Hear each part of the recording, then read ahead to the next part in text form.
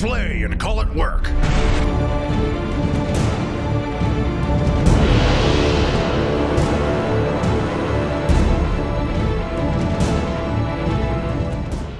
Hey there guys, Quirk here from MiniWarGaming.com to give you another episode of The Breakdown. I'm here today with Chuck, Charles, Charlie. Chip, whatever you want to call me. I'm going to come up with a bunch of different names for him. Sounds good. All right. Today we're playing 1,500 points. We're going to try something a little bit different. I'm going to see if I can make just an army of Kroot work. And when I say an army of Kroot, I mean I'm using every Kroot model we have in the studio. It's a lot. And you're going to be bringing your Chaos? I've got Word Bearers today. All right, so we got Word Bearers, a little mix of demons in there, so it's quite nice to see that. So in this video, we're going to be doing an extensive breakdown of our armies, going over all the different units, what they do, how they're going to interact with each other, little strategies that we have for the mission that we're going to be playing. And for the mission that we're going to be playing today, it's going to be just a very straightforward kill points. Every point you get full-on secondary, so Slay the Warlord, First Blood, Linebreaker. Sounds good. And just keeping it very simple and straightforward that way. Kind of veering a little bit away from the tournament missions for this one, just because we have these very weird lists. Yeah. So I like the idea of more like a, I guess like story-based, considering I have my like own name characters. Yeah, and we will get into that when we talk about your list, going over your little backstory for your characters and everything Definitely. like that. And I'm not saying little backstory, I mean they're little and they have a backstory. So one quick reminder, guys, before we jump into this army breakdown, a quick reminder, if you're interested to come and play anybody here at MiniWarGaming, go to miniwargaming.com/challenge for all the details. We'd love to have you in here, rolling some dice, having some fun, and on top of all of that, we treat you to lunch. So it was a good lunch, yes. Yeah, he had some fries. A lot of fries. There was more than I could handle. Were they French? They were Canadian. Oh, so smothered in gravy with cheese curds? Oh no, wow, that sounds better. It is much better. I want Canadian fries now. All right, so without further ado, let's go ahead and check out these armies. Starting off with this breakdown, we're going to take a look at my Tau army. There's not a lot of Tau in here, actually. So, I have two different detachments. One of them is going to be a battalion. The other one is just a spearhead, or sorry, outrider detachment for all my fast attacks options.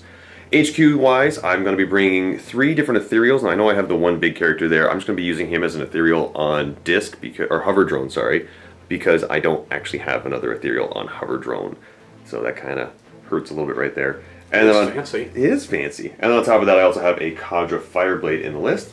For troop choices, I'm going to have 3 units of Kroot Carnivores, and as well as that, I've got 2 units of Kroot Hounds, 2 units of Vespids, and then just drones. So many drones, as well as some sniper drones, which are also drones, for more drones.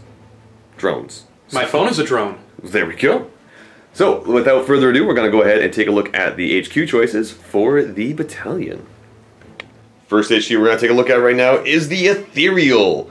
Now, the Ethereal is a single model armed with an honor blade and can be accompanied by 2 tactical drones, which I'm definitely going to do. Stat line, he has a movement value of 6 inches, weapon skill 3+, bliss skill 4+, strength and toughness 3, 4 wounds, 3 attacks, leadership 9, and a 5+ armor save. I went ahead and spent the extra couple points to put him on top of a hover drone, increasing his movement characteristic to 8 inches and giving him the jetpack and fly keywords, which is kind of cool. Then for abilities, for the weapons that he has the Equalizers. It's a melee weapon that is strength user, so strength 3, -1 AP and 1 damage, and it increases the attack characteristic by 1. Went ahead and did that to replace the honor blade that he has, which is kind of neat right there. The honor blade, if I was to take it, is just strength +2, AP nothing, 1 damage. I like more attacks. Let's get up close and personal. We're gonna have a melee Tau army right now. I got something that could deal with that. Alright, we'll see what happens when we take a look at your stuff. I suppose. For the abilities, we have Failure is not an option, Tau Empire. Used within 6 inches of the friendly Ethereal may use the Ethereal's leadership characteristic instead of their own when taking morale tests. So, pretty much everyone around him is going to be using leadership 9 within 6 inches. Quite nice right there. Good for the Kroot. It is. Kroot have terrible leadership. They're just so bad. How are the Vespids on leadership? I don't know. We'll take a look at them. Sounds good. We also have Invocation of the Elements. In your movement phase, an Ethereal may invoke one of the element powers below all friendly Tau Empire infantry, which includes the Kroot, because they are, for some reason, Tau Empire infantry. There are so many rules in this book that they don't get to use. It's like cultists and being considered Astartes. Yep. So. Also battle suits within 6 inches of the model, invoke the elemental powers, and gain the benefit until the start of the next turn. I can only use, a unit can only be affected by the same elemental power once per battle round. So, might be tricky. I'm not used to Tau, I don't know. Fair enough. I have a couple different options here. First off is Calm the Tide. Subtract 1 from any morale test made for the affected units. Oh, that might come in handy when you start hurting me. We also have Storm of Fire. Reroll hit rolls of 1 in the shooting phase for affected units that remain stationary in the movement phase. Probably not going to happen. Sense of Stone. This is the reason why I want to bring them. Whenever a model in the affected unit loses a wound, roll a d6. On a 6, that model does not lose that wound. It's kind of like a 6-up feel no pain or disgusting resilient. Just shrugging off anything that happens to go its way. My Kroot are all made of stone. And then lastly we have Zephyr's Grace. You may re-roll the dice for affected units when they advance, which makes them go a little bit faster. I don't like the idea of that. They are super, super fast, which is kind of cool right there. As for the keywords here, it is Tau, Empire, and Sept. And the Sept I'm going to be giving all of the guys in this is just going to be straight up Tau. Because, well, none of the benefits for having a Sept are really going to kick in. So there's no real point on me bringing anything special. Because nothing in this army except for the Ethereals and the drones and the Not to mention you only get like one stratagem for Kroot, right? Yeah, I only get one, so it's not going to help. Yeah. Also with him, he's got some accompanying drones. I went ahead and made these shield drones. They have a movement value of 8, which means they're going to be able to keep up with him if he's got the hover drone. A weapon skill, blitz skill 5+, strength 3, toughness 4, 1 wound, 1 attack, leadership 6, and a 4+ armor save. They have a bunch of different abilities here for the greater good, allowing them to shoot if they're within 6 inches of another person who's shooting in the Overwatch phase. I have Manta Strike, definitely not going to be using that, but it allows me to essentially deep strike onto the board.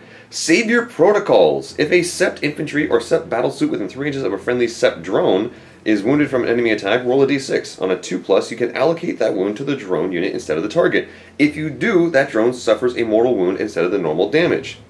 Kind of nice right there. I don't like that. So essentially they're going to be just bodyguards on a 2+. They also have drone support, so they're also, it basically means that when I deploy the Ethereal, the drones are going to be deployed with him as well.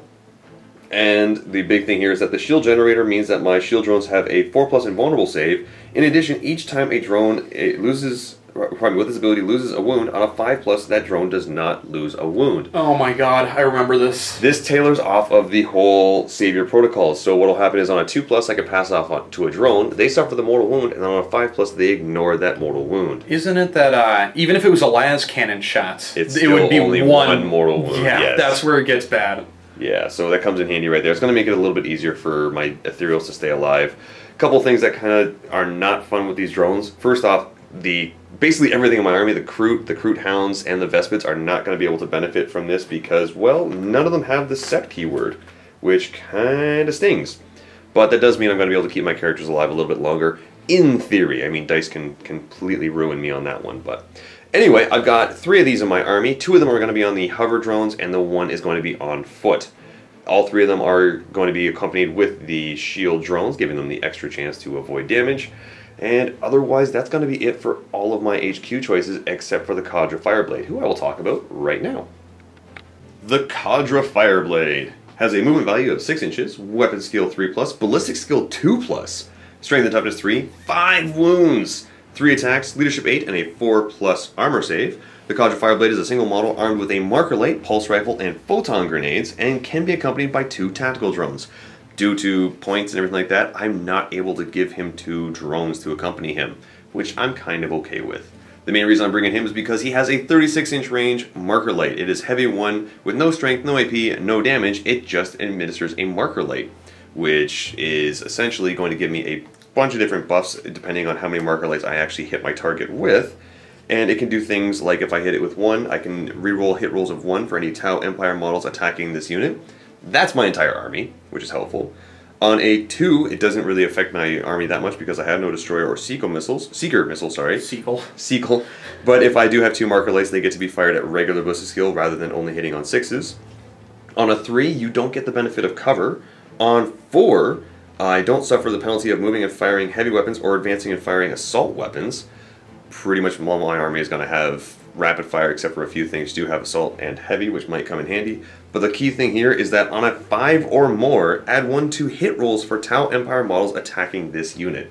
So if I get 5 marker lights on something, everybody's going to get a whole lot better at shooting them, which is what this guy's job is. He's basically going to stand back, fire his 36-inch range marker light, get a good hit on somebody, and then on top of all of that, I have a 1 command point stratagem that I can use that makes it so that anytime I hit somebody with a marker light, I can spend that 1 command point and add an additional D3 hits to that, and that is the uplinked marker light stratagem.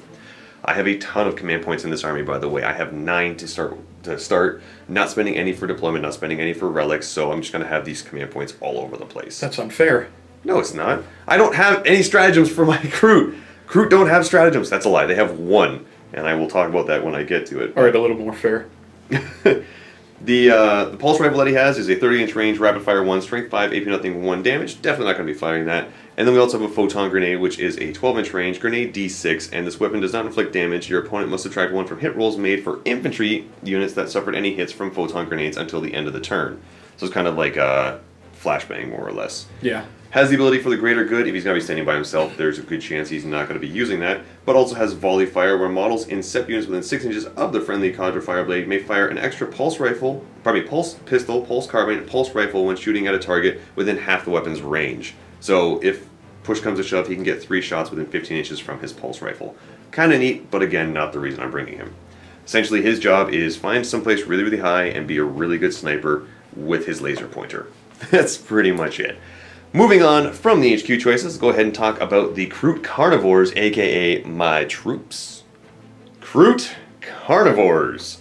Main reason I'm bringing these guys is because it is 5 points a model. So I can bring 20 of them for 100 points. You could bring 200 of them in a 2,000 point list. I could. Or maybe more. It wouldn't be a legal list in match play, but I totally could. Yeah.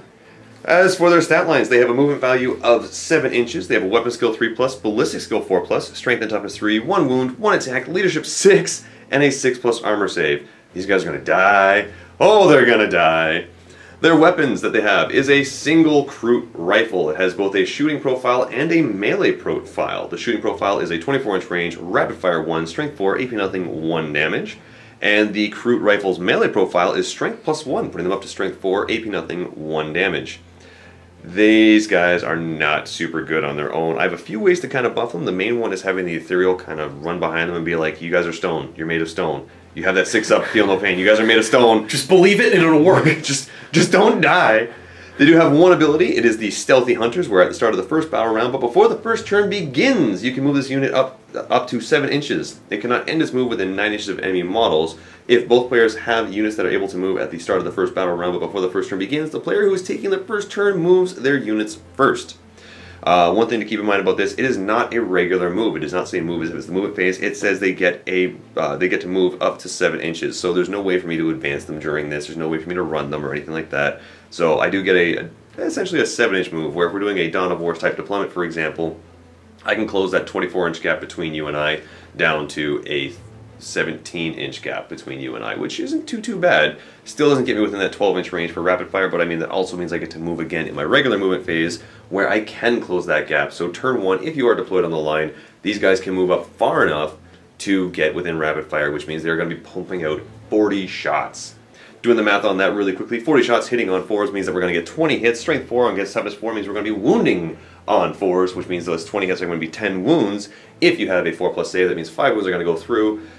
There's a good chance they can do some damage, but that's only relying on somebody with a 4-up armor save. If you have a 3-up, suddenly I'm only doing like 4 wounds, which kind of sucks. Yeah. So, but regardless, I have a ton of them.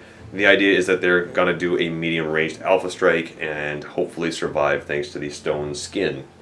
Moving on from the Kroots, though, we're going to go ahead now and take a look at the Kroot Hounds. Kroot Hounds! The one and only Kroot model that actually has a Kroot-based stratagem. And it's so bad. But we're going to talk about that in a second. First off, the Kroot Hounds have a movement value of 12. Wow, that's pretty good. Weapon skill 3+, no ballistic skill, because, I mean, what are they going to shoot, really? They're going to bark at you angrily and somehow it does damage. Well, I guess that could work. I mean... Yeah, I've seen that happen in video games and stuff. The bark, and it's like a sonic, like, boom type thing. I don't know. Yeah, like a howling banshee or something. Yeah. Maybe. Who knows? They have a strength of 3, toughness of 3, 1 wound, 2 attacks, leadership 5, and a 6+ armor save.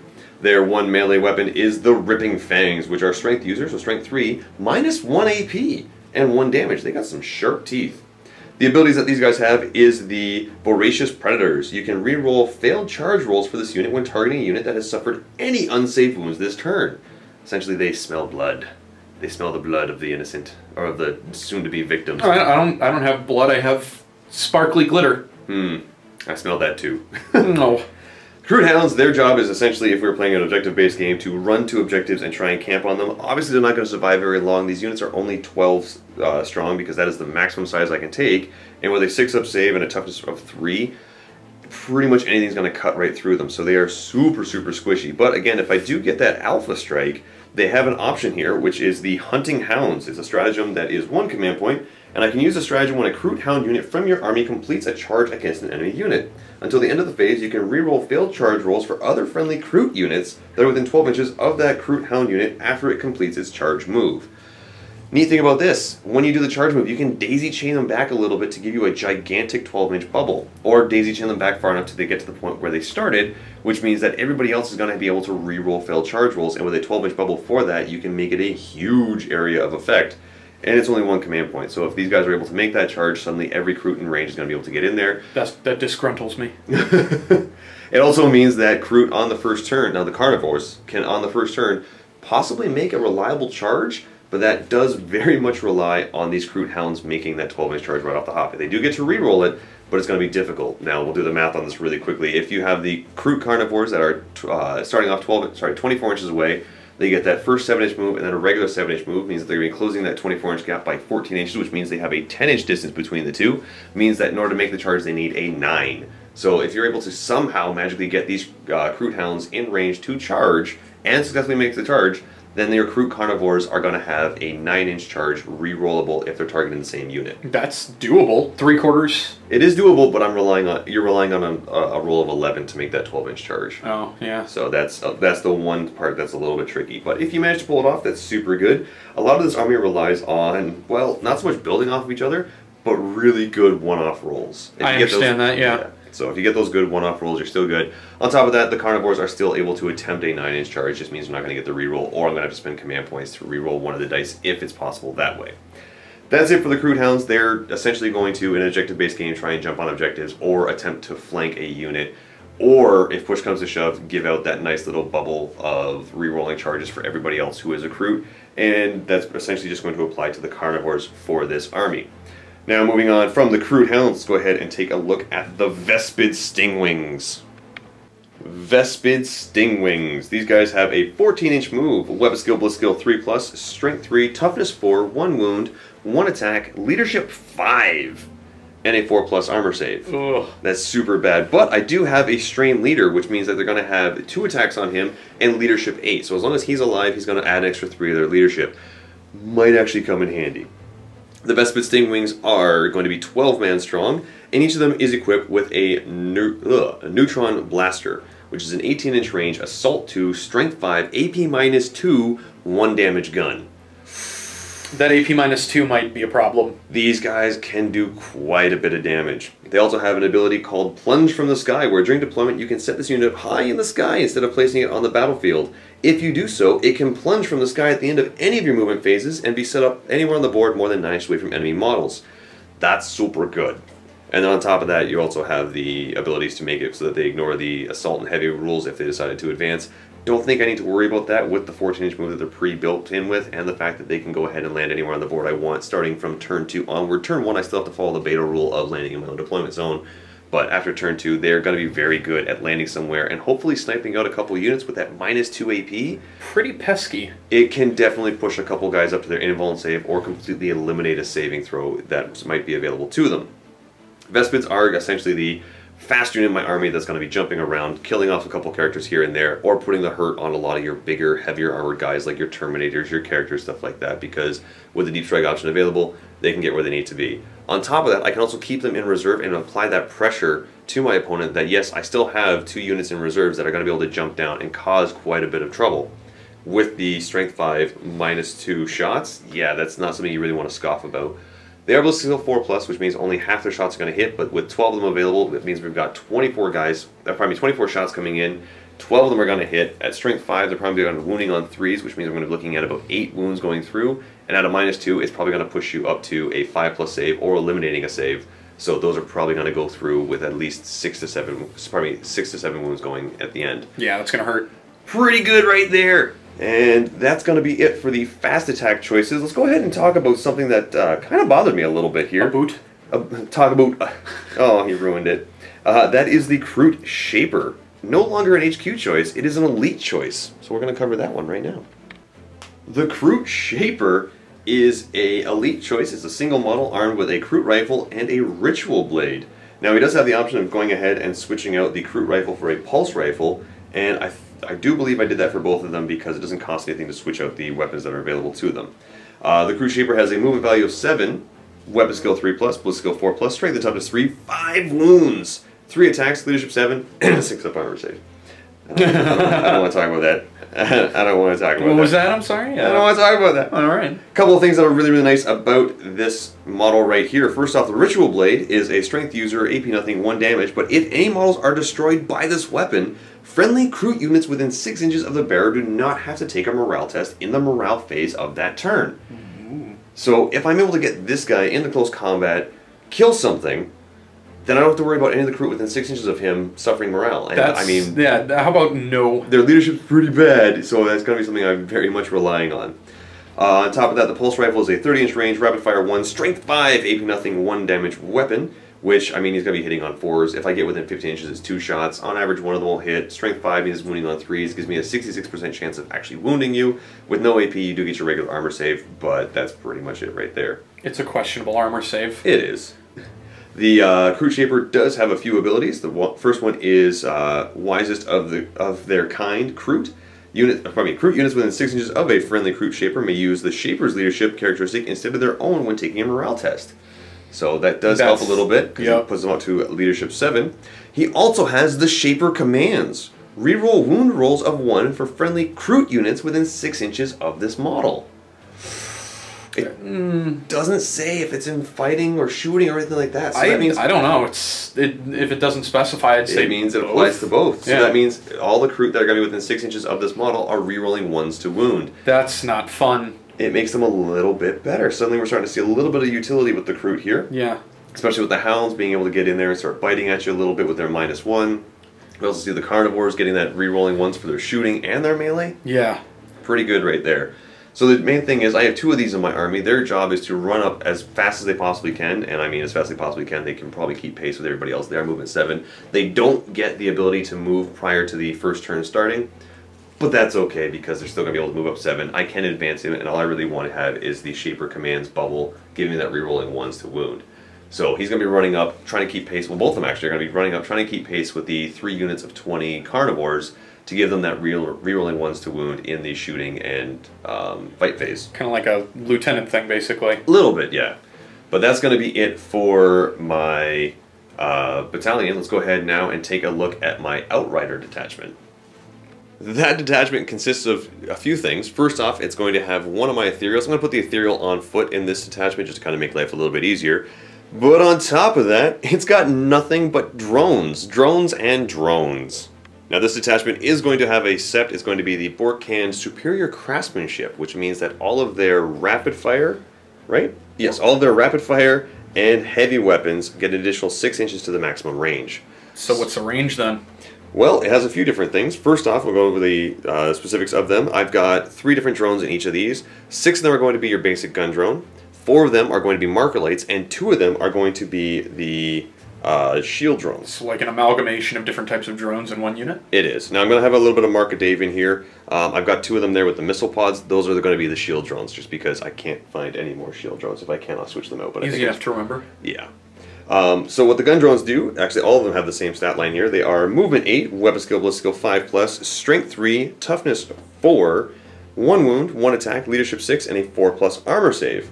The marker light drones have a marker light with a 36-inch range. It's heavy 1, and it just has the marker light profile, same as the Kandra Fireblade, so allowing me to get those additional marker lights on a particular unit if need be. It is also heavy, so it's going to go from a 36 range to a 42-inch range. So they got quite a bit of distance right there. Yeah, that's a pretty far shot. It comes in handy.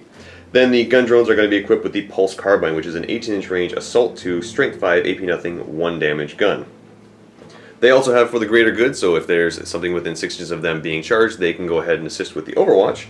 They have Manta Strike, where during deployment I can set them up in the Manta hold instead of placing them on the battlefield, so that means that any time after the end of any of my movement phases, I can set them up 9 inches away from enemy models, following the beta rules, so from turn 2 on to get out of my own deployment zone.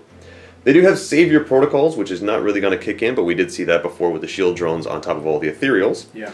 We have stable platforms where marker drones do not suffer the penalty for moving and firing heavy weapons.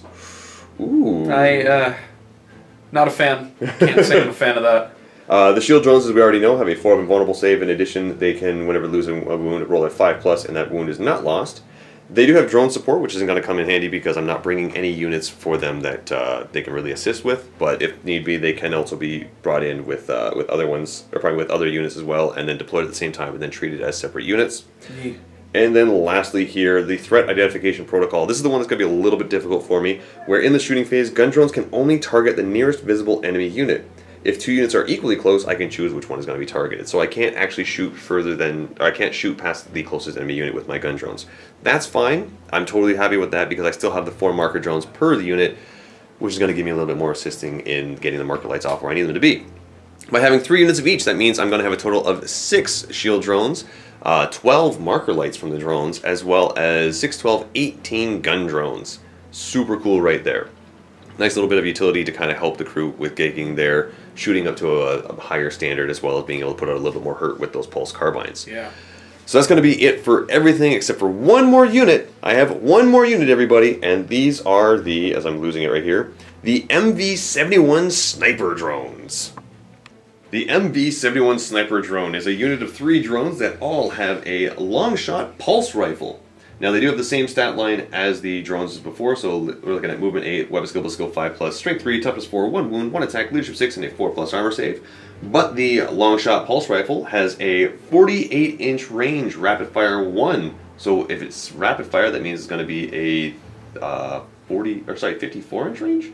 I think. What was the first range you said? 48. 48? So 48, and then on top of that, we can make the rapid fire add an additional 6 inches. So yeah, we're going to be looking at 54-inch range sniper rifles. That's not, I don't like that. That is a very interesting range. But it is rapid fire 1, strength 5, AP nothing, 1 damage. But this weapon can target characters even if it's not the closest model. And if I make a wound roll of 6+ with this weapon, it inflicts a mortal wound on the target in addition to its normal damage. I don't like snipers. That's really good. That's not fun. Now here's the downside to it. They are only ballistic skill 5+, so that means I'm going to be having to hit on 5s, but that means 5s and 6s are going to be causing the mortal wounds. If I get 5 marker lights on something, that means 5s and 6s are going to cause the mortal wound because I add 1 to the hit roll for all of these shots, which is super cool right there. I don't like the idea of that either. And on top of all of that, we do have the Sabre Protocols for the greater good. We'd explain what those are, but they also have sniper drone stealth fields, where you have to subtract 1 from hit rolls in the shooting phase for attacks made against this unit, unless you are within 12 inches. So like a, what's that, Cloud of Flies rule or whatever? There's a bunch of different ones. We've got the Alpha Legion one, we've got Cloud of Flies, all this other stuff. But basically, if you're not within 12 inches of them, you are -1 to hit them. Or whatever that acid rain rule is in the scenarios or whatever. Yep, there's that as well. But so that's going to be it for them. Their job is essentially to try and snipe out your characters because they can target characters, and I don't know off the top of my head what 54 inches would be. That would be 26 inches? Yes, 26. No, 26 plus 27. No, yeah, 27. 27 inches. So if I'm within 27 inches, that means I'm going to be firing 6 shots from these guys. That's not fun. Hitting on 5s, mortal wounding on 6s, forcing a save. Now you do get a regular save and then 1 damage, but I can target characters. Mortal wounds will be a problem with that. That's so cool. But that is my list in its entirety. I'm trying to steer away from bringing anything typical TAL that you'd see. So no battle suits, no broadsides, no riptides, no storm surges, no fancy anime bot. No Gundam suits, whatever. So I have no battle suits whatsoever. I've got no commanders, which is different. But I am going to be running this list. Again, we're playing 1,500 points. This is it for my TAL KROOT-based weird auxiliary, mostly army. Let's go ahead and take a look at Chuck's Chaos. Yeah, Chaos, I'd say. Alright, let's just call it Chaos. Here we have your Chaos. Fill in the blank. Word bearers, more or less. I've made my own special, like, successor chapter. They're known as the Eternal Sons. They're led by my warlord Cernith over there. No real, like, special rules other than the word bearer trait, which is, reroll failed morale tests, but if I've got the Dark Apostle there, it's gonna really help with that. Nothing. What else? Any relics or anything like that? Relics. Yeah. Well, I get the 1 for like having a warlord. I guess it's the Murder Sword, which is kind of where like Cernith, Keeper of the Blade. That's where his name kind of comes in from. Very cool. And what do we have here for detachments? Is it just one battalion? Well, it's a battalion and then just like a couple extra units as well. The three. Sorry, I can't speak right now. The 3 HQ units and the 2 units of cultists and the 3 units of Chaos Space Marines are all part of a battalion detachment, which would net me, I think, what is it, 8 command points? 5 command points, then 3 for being battle force. That would put you at 8 total. And then I've got tacked onto that is the Terminators and all the demons, but they're not part of the battalion. They're just kind of there. They don't form any. They would have to be part of the battalion just to kind of fit in with everything. So they're not part of the requirements, but they are in the battalion. Oh, well, yes. In that case, then yes, they are. All right. Well, let's go ahead and take a look at each of these guys individually and talk about how they all work together. First things first, we have your Chaos Lord. Now, what was his name? His name is Cernith, Keeper of the Blade. All right, and he is currently walking around in Terminator armor. We do have a little bit of marker date here. Obviously, that model doesn't look like he's wearing Terminator armor, but there is a reason for that. Basically, before the Horus Heresy, he kind of had his own special custom set of Artificer armor, and he kind of still wears it around, but Artificer basically just grants the same ideas of like a Terminator armor, I guess. So exactly. And since Artificer isn't an option for like Lords, the closest I could come up with. Alright, so we are going to be treating him as the Chaos Lord and Terminator armor for the rules purposes. Yep. Which means that his stat line is going to be a 5-inch move, weapon skill plus skill 2+, strength and toughness 4, 6 wounds, 4 attacks, leadership 9, and a 2+ armor save. I mean, that's traditional that you would see with anybody wearing Terminator armor. Yep, he's got the murder sword on him, and he's also got it's going to be a combi melta. I couldn't find anything with a combi melta that I could possibly use, unfortunately. That's more than fair. Again, we do have a little bit of a limited number of models and things like that, so it's hard to find stuff like that. But the Combi Melta is a range 24 rapid fire 2. Or sorry, I'm looking at the Combi Bolter. The Combi Melta is a regular bolter as well as a Melta. The only difference is that if you just do decide to fire both profiles at the same time, it's -1 to hit. It is -1 to hit. And then on top of that, you said you have the Murder Sword, correct? Yes, I do. Alright, well the Murder Sword is a power sword, except it's replaced with the Murder Sword. So it's going to give you Strength +1, AP -4, and 1 damage. But at the start of the first battle round, but before the first turn has begun, you can nominate 1 enemy character to be the target of the bearer of the Murder Sword. This can be a character not even set up on the battlefield yet. And remember to tell your opponent which character you have nominated, but each attack made with the Murder Sword that hits the selected character automatically inflicts a mortal wound upon the character instead of the normal damage. and as per what you'd expect, the bearer of the Murder Sword I nominated is going to be your Warlord. Yep. Okay, well, there goes my Ethereal on hover drone. So, we have, for abilities, Death to the False Emperor, not going to kick in this game because none of the stuff that I have has... No, so none of the stuff I have has the Imperium keyword, but the way Death to the False Emperor works is that in the fight phase, anytime you roll a 6 to hit, it generates an additional attack. Those additional attacks do not then generate further attacks. You have Lord of Chaos, where you can reroll hit rolls of 1 made for friendly Legion units within 6 inches of this model. That's going to apply to probably everybody, because they're all going to be Legion word bearers. And on top of that, his Warlord trait is Voice of Lorgar. It's the word bearer's special HQ unit, or Warlord trait that I can choose, and basically it just grants him an additional 3 inches to all of his aura effects, so it's actually buffed to 9 inches. Oh, wow. He's got a huge bubble right there. Yes. Also rocking a Sigil of Corruption, giving him a 4+ invulnerable save, and because he's wearing Terminator armor, he has a teleportation strike option, which means he can be placed in the teleportation chamber, or teleportarium. Yes. Oh, teleportarium chamber, and then at any point in time at the end of any of your movement phases, he can be placed on the battlefield 9 inches away from enemy models. Exactly. Probably not what you're going to be doing, because he is a support character. He's going to be running along the battlefield, supporting everybody, giving everybody a ton of buffs. Indubitably. And just making them ridiculous. So, very cool character, very interesting backstory. Let's move on to the next character of yours. So, one of the aspiring champions that I have running with my Chaos Space Marines is Kanan, the Faminous one. Him and his Chaos Space Marines are the only thing that's basically Nurgle-based in my entire army. And according to the backstory, basically, Cernith, kind of, when everybody was pledging their souls to certain Chaos Gods, Cernith chose Tzeentch, and lots of the warband followed, but Kanan decided to kind of hold back on, like, giving his soul to anybody for a bit and wanted to investigate more, because he didn't exactly think that Tzeentch was the best option for him, and he eventually found his calling with Nurgle.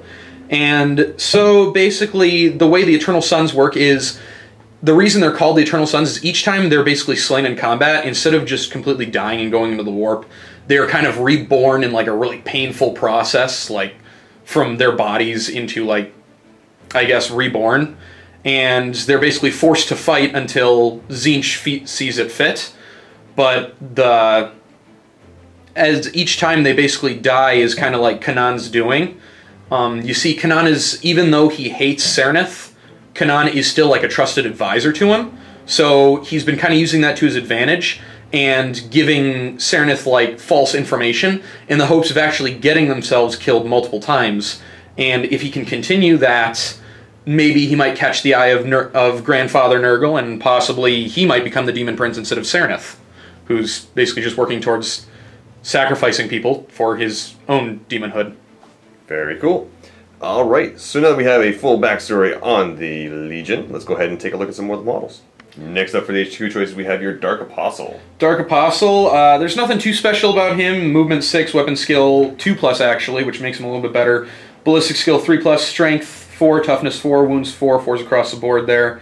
3 attacks, leadership 9, and a save of 3 up. He does have a Sigil of Corruption though, just like Serenith there, so he does have a 4 up invulnerable save.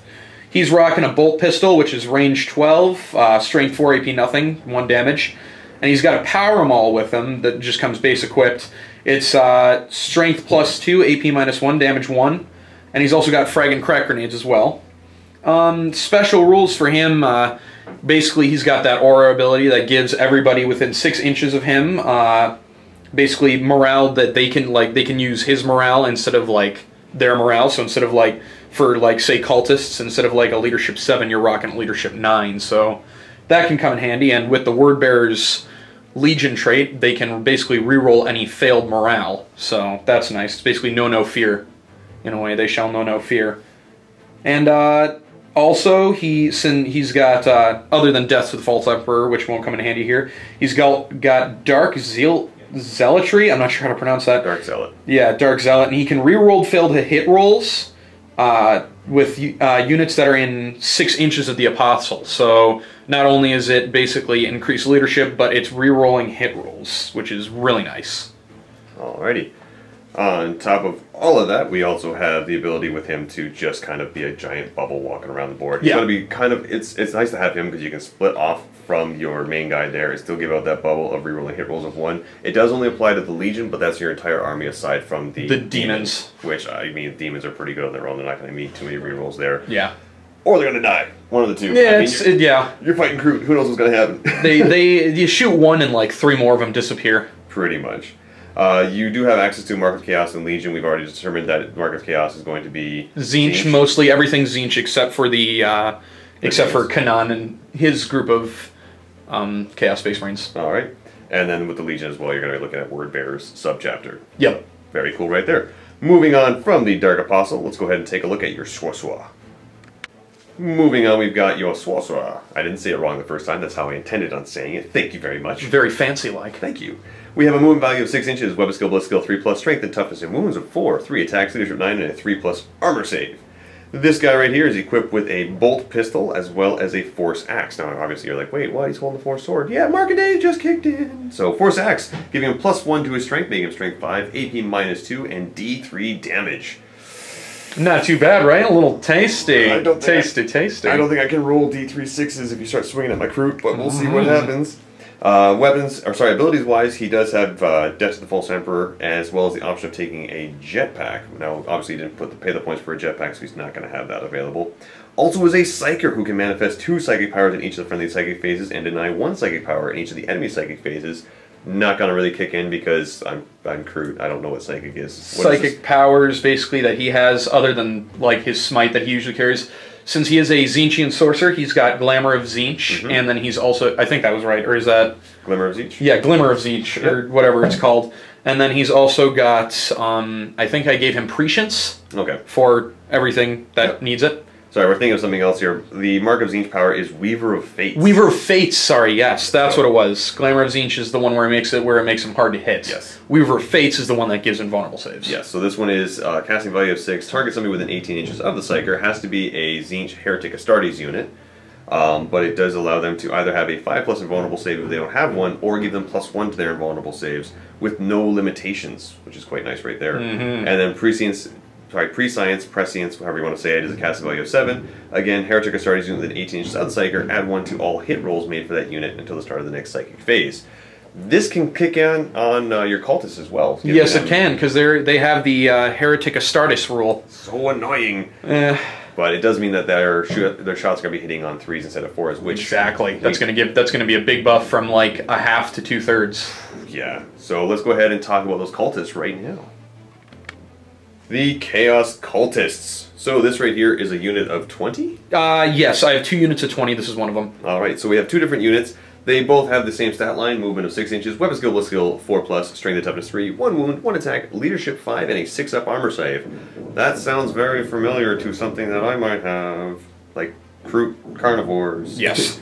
You did go ahead and set both units as 2 different types. The one that we're looking at right now is more of your melee Chaos. Yes, as it says on Battle Scribe, brutal assault weapons. I guess they just want to make it...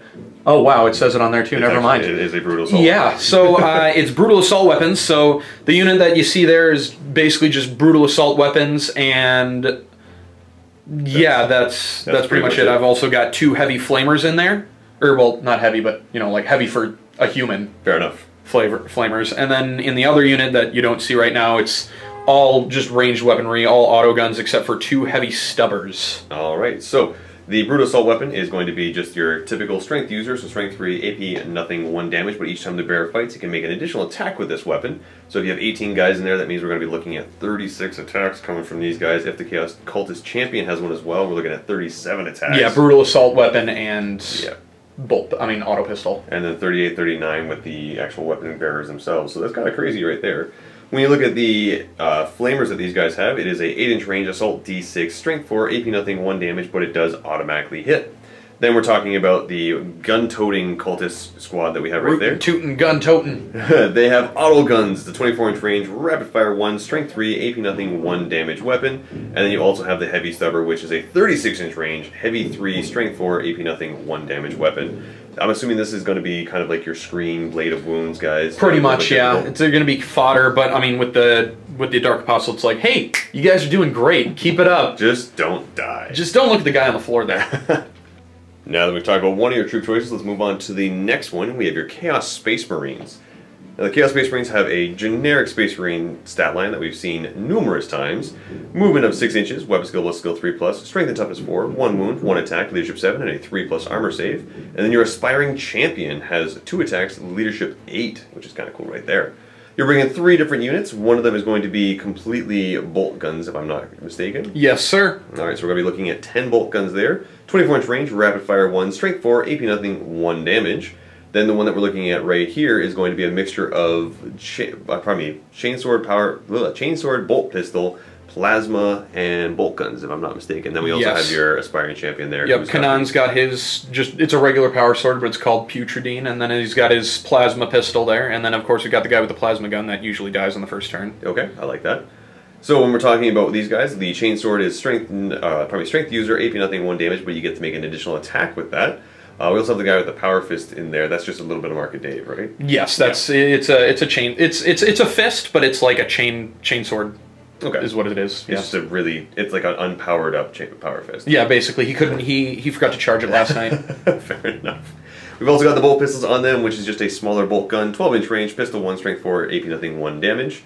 And then your plasma, we've got your plasma pistol on your leader there, which is a 12-inch range, pistol 1, strength 7, AP -3, 1 damage. Or you can supercharge it for strength 8, -3, 2 damage, but if you roll a 1, then he kind of dies when you fire it. Yes. Then the plasma gun itself is just a 24-inch range version of that with rapid fire 1, so you're going to be able to fire twice as many shots if need be. Si por favor, muy bien. Abilities for this unit, just Death to the False Emperor.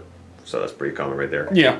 And then the last unit that we have here is your melee, get in the face, fire, shoot, kill, burn, chainsword up, and they are all equipped with bolt pistol chainsword. Bolt pistol chainsword. Except for the Aspiring Champion who has a bolt pistol power sword. Alrighty, and again the power sword is going to be, I'm totally brain farting on what that is really quick. Strength user AP -3 or 4, 1 I believe wound? it's -3, 1 wound. Let me double check before I say that and sound really like I don't know what I'm talking about. Yes. The guy with the bolt gun in the shooty squad also has a power sword as well. Okay, so we got 3 power swords there, and again, those are strength user AP -2, or sorry, Where's the sword? I just lost the sword. I was looking at -3, 1 damage. Yeah, so we are correct on that. Perfect. That's going to be it for your Chaos Space Marines. These are, in a typical game, what you would probably use to hold objectives then? Yeah, pretty much. Because they do have the objective secured rule, which did come out for them, so that gives them the, I forget what it's called. Not Demonic Ritual, not Death of the False Emperor.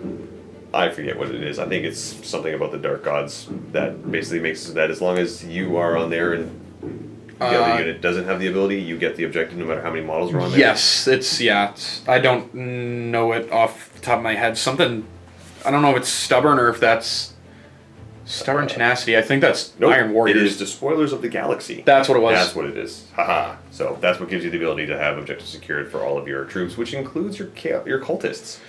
Dang you! Even though Abaddon's not here, they still like to despoil a little bit. Right. Well, that's going to be it for all your troop choices. Let's go ahead now. Or not all your troop choices. We have 2 more. We've got your demons. What do they do?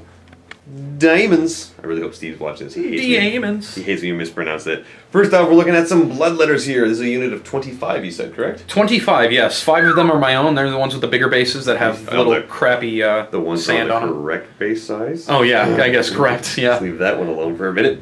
Bloodletters have a movement value of 6 inches, weapon skill, blitz skill 3+. Why do they have a blitz skill? I don't know, because they don't shoot anything. I don't know, give them a pistol, they might do pretty well. Yeah, let's not talk about giving demons pistols. We saw what happened when we gave Nurgle guns, okay? Oh, let's yes. not do that for bloodletters. Let them just have their cannon. These guys are strength 4, toughness 3, 1 wound, 1 attack, leadership 7, and a 6+ armor save. They also have the Blood Reaper, who has an additional attack. He's the guy with the little gold on his horns there. Ooh, fancy. They are all equipped with Hellblades. Strength users, so strength 4, -3 AP and 1 damage. Any attack with a wound characteristic of 6+ with this weapon inflicts 2 damage instead of 1. I'm just going to make noises about that one. Yeah. They do have the ability Demonic Ritual, so they are summonable. Now, since we are playing a match play game and you are at maximum points, that's not something that's going to kick in. But if you did leave points aside for them, what you can do is have a hero in the movement phase forfeit his movement, and then at the end of the movement phase, roll 3 dice. And if you are equal to or higher than the power level of the unit you're trying to summon, you're able to bring them in 12 inches wholly within 12 inches of the person summoning them, and 9 inches away from enemy models. If at any point in time you roll doubles during that, you take a mortal wound. If you roll triples, you suffer D3 mortal wounds. Which is not fun. No. But word bearers kind of have their special ability, which they're stratagems, but it's dark pact basically. Like I can roll an additional die, I believe, and discard the lowest, and then I basically don't take damage from any doubles. Very cool. Which is super nice. Nice thing about Bloodletters is that they are demonic, which gives them a 5+ invulnerable save. Oh, it's gonna be a pain to try and kill them. They have unstoppable ferocity. Ferocity, there we go. Ferocious? Ferociosity? Anyway, if this unit charges or is charged, add 1 to the strength and attacks characteristic of all models in the unit until the end of the turn. Blah. So these guys become strength 5, 2 attacks apiece, which means that in a unit of 25, we are looking at 51 attacks. That's a lot. Well, actually, since there's more than 20 of them, I get that special rule where they get +1 to hit.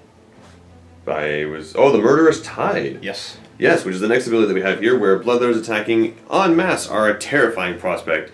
Add 1 to the hit rolls made for each model in the unit, whilst it contains 20 or more models. So now with unit 25, if they charge, we are looking at 51 attacks hitting on 2s at strength 5, -3, and every 6+ you roll is +1 damage.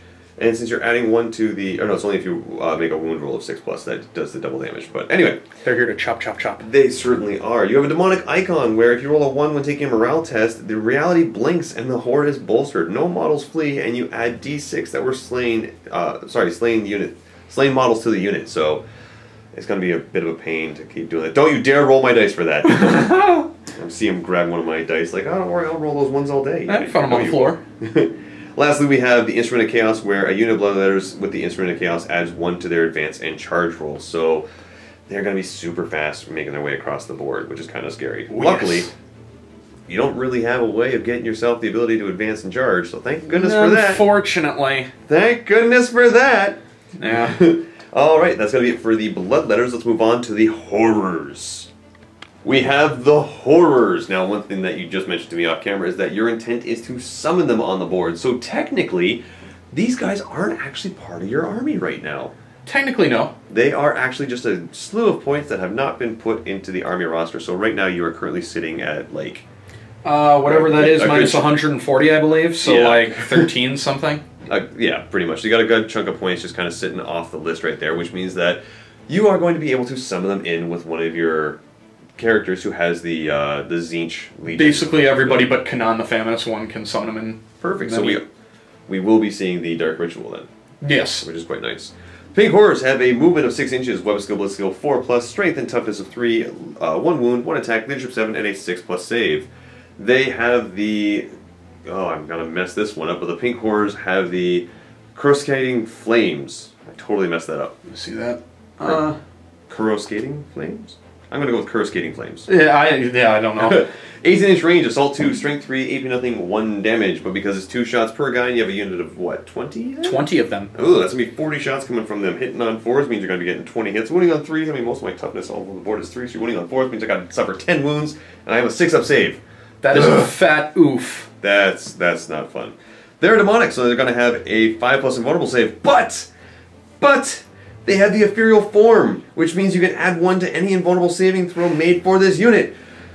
I'm just one away from a Canoptech raid. Now, I know this was FAQ'd at one point earlier on because the Brimstones and Blue Horrors had different things for that. So the Ethereal form and Demonic have been changed, where the Pink Horrors just have a 4+ invulnerable save. Yep. Which is kind of cool right there. Blue Horrors have a 5-up, and the Brimstones have a 6-up. Yes, they do. There's a couple different rules that we're not going to get into here because I don't remember the specifics of it, but essentially these guys, if you save the points for it, are able to split. Every time you kill a Pink Horror, it becomes 2 Blue Horrors and so on and so forth to Brimstones and on and on. You did go ahead and bring an Instrument of Chaos on here, which gives them an additional +1 to their advance and charge rules, and they can attempt to manifest 1 psychic power in each friendly psychic phase, and attempt to deny 1 psychic power in each enemy psychic phase. Little tiny baby smite. It is. It knows smite.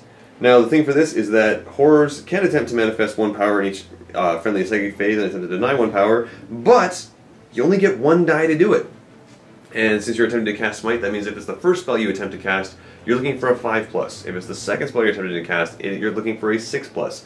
If they are the third unit chosen to try and cast Smite, they just can't. They can't. Yeah.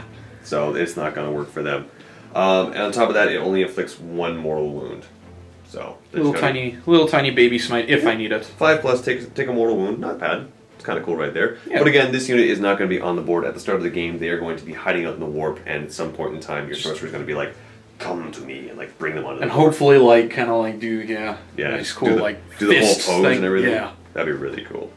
All right, so that's going to be it for your troop choices and summoning options right there. Let's go ahead and take a look at your Terminators. Over here, we have the last unit in your army. We've got some Chaos Terminators. Now, there's going to be a little bit of Mark of Dave on this one, but this is one that I was happy to do because clearly they are in Cataphractii armor. These are a little bit older, but at the same point in time, they look so good. I can't help but bring them. I have my own in there too, the guy with the little tentacle, but I couldn't help but bring these guys. I absolutely love them. They are a very cool looking model. So the Chaos Terminators have a movement value of 5 inches, weapon skill, blitz skill 3+, strength and toughness 4, 2 wounds apiece, 2 attacks, leadership 8, and a 2+ armor save. Your Terminator champion has an additional attack and additional leadership, putting him at 3 attacks and leadership 9. And the entire unit is armed with the Combi Bolter and a Power Axe or Power Fist. Now they're all just Power Fists. They are all Power Fists. Yep. Okay. So what the Combi Bolter is it's a 24-inch range, rapid fire 2, strength 4, AP nothing 1 damage, which is kind of cool right there. And that's all you brought for them, right? Yes, the tentacle that he has is just basically what I went over it in my head. It's probably the closest thing to a Power Fist, so... Fair enough. Alright, and the Power Fist is a melee weapon that gives you -1 to hit when swinging it, which makes sense. I mean, you're swinging this giant, heavy fist thing trying to hurt somebody. Yeah. But it's strength ×2, AP -3, I believe, off the top of my head. I think, yes, and then it's D3 damage a pop. Yes, here we go. So yeah, it's AP -3, D3 damage a pop, but again, you do subtract 1 from the hit rolls made for this weapon. So that means they're going to be hitting on 4s with that Power Fist. Yes. You do have Death to the False Emperor, not really going to be a big thing there, but you are rocking Terminator armor, which gives you a 5+ invulnerable save, and you're able to deep strike onto the board because you have the teleport strike. They are... Oh, sorry. They are Mark of Tzeentch as well, so if I wanted to, I could cast that one Weaver of Fates and give him a 4-up. Absolutely, which is super, super cool right there. So it's going to be a little bit of a pain trying to deal with Terminators that have 2 wounds apiece and a 4+ invulnerable save. Oh, yes. So much stuff I'm going to have to try and cut through here. But I do have a ton of models that are going to be able to pump shots at you, so hopefully that'll work. Hopefully. So all in all, we've got your entire army in its entirety. That was me basically just saying the same thing twice. Let's ignore that and move on. 1,500 points. It is 1,500 points. You are actually playing quite a few points down because you are intending on summoning something onto the board. Indeed. If there's some sort of a way, I don't know, like if I snipe him, one of your characters, then I can actually shut down the ability to summon in that unit, which is something you're going to be a little bit scared of. Yes, I need to get them out as soon as possible. Even if it means on my own side, I would still like to get them out. So we've kind of covered what my tags are going to be for my army. It's essentially the Kroot are going to try and get everything within rapid fire range and just pump as many shots as we possibly can in onto a unit that's been marker lighted to get the re-rolling, possibly the +1 if I get the 5 marker lights up there, and then everything's just going to kind of just volley fire something into a unit, eliminate it, and move on to the next unit, and kind of rinse, repeat. Yeah. I do have the snipers to try and put a little bit of hurt onto your characters. I'm going to have a bit of a hard time here because I'm going to have to cut through, first off, your Cultists, then I've got your Space Marines, then I've got your Bloodletters with the invulnerable save, and if you manage to summon them, then I've got your Pink Horde with the 4+ invulnerable save. That's going to be a pain, and on top of all of it, I'm going to have to try and deal with Terminators that, if you get the spell off, which I have no way of denying, you're going to have these Terminators walk around with 2 wounds apiece and a 4+ invulnerable save, 2+ armor, and that 2+ armor is going to be a pain because I don't have a whole lot of AP in my army. I do have a few little things here and there. AP -2 on the Vespid. I think that's the biggest thing you got. And the thing is, even the Vespids with the -2 would still put you up to the 4+ armor save that you'd already have with the spell going off. So that being said, there really isn't much of a reason for you to put the spell on your Terminators. It's probably going to end up going on either my Cultists or my Lord. So being able to do that is going to be a little bit of a pain because Cultists with a 5+ invulnerable is not something I'm going to be looking forward to trying to cut 5 up invulnerable, prescient, possibly in cover, Yeah. Rerolling ones with morale. That's annoying. And So yeah, I'm going to have to try and cut through that as fast as I possibly can. They are a little flaky though. So. They are. My main trick here is going to be, we're going to be playing a little bit of chicken here. My Vespids are going to be in Deep Strike with your Terminators in Deep Strike. Whoever's going to drop them first is essentially going to be saying, here's the bait, take it. And if I drop my Vespids first, your Terminators are going to land and just chew them to pieces. If your Terminators drop first and my Vespids land, they're going to be able to put a little bit of hurt into you. But I don't know if I'm going to be able to cut through all those wounds, especially with your 5+ invul or your just natural 4+ armor save. Yeah. Which is what you're going to be looking at right there. The marker lights that I'm going to be putting out are going to have to get spread out, which, I mean, marker lights are going to be hitting on 5s with all of my drones. That's not super reliable. Yeah, if I get one of the hits, I get to reroll the 1s right off the bat, but still not a super reliable thing to do right there. Yeah, I think we've got it kind of figured out. So if you are watching right now, go ahead and click on the link below to see this battle in the vault. It's going to be 1,500 points of Kroot. That's right, a Tau Kroot army. Going up against Word Bearers. Word Bearers, or a Word Bearer subchapter. Yes. Which is kind of cool right there. Yeah. So go ahead, click that link below. If you're not already a Vault member, you can go ahead and click that link anyway. You'll get access to a 7-day free trial where you can see this video, as well as all the extra things that we have in the Vault, like painted tutorials behind the scenes, extra battle reports, open vaults, and all kinds of good stuff right there. So guys, thanks so much for watching, and as always, happy wargaming.